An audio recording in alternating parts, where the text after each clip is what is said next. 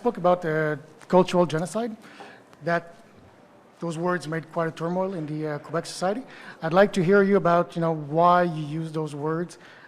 What did you mean? Because it's one thing to say, it's going to be more difficult to access higher education, but cultural genocide is quite an important term.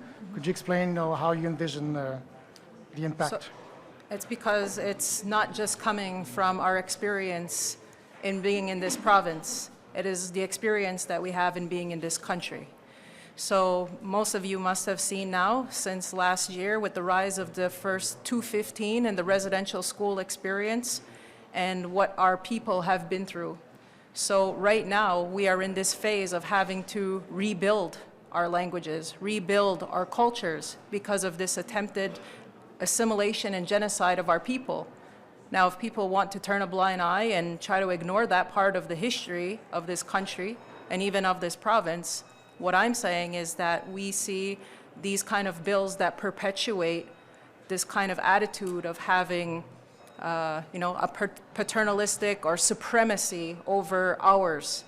And that's why I said it was important for us even to bring a traditional leader to talk about the important relationship that we established when people first came here, the settlers first came here, and how we feel that those relationship principles are being dismissed and even to some degree violated.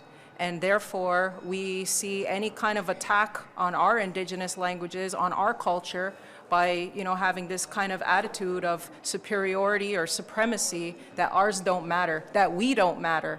And that goes contrary to everything we've been hearing in the last couple of years about reconciliation. There's no greater relation than that of First Nations, and we need to coexist and we need to work together. Well, this doesn't fall into that kind of alignment, and therefore sometimes using harsh, strong words like that, makes people really question, well, why are they saying things like that?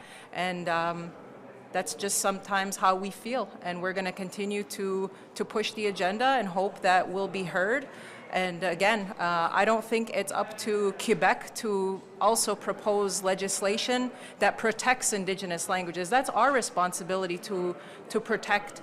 What the government should be doing is recognizing and respecting Indigenous languages and cultures that have been here long before Quebec.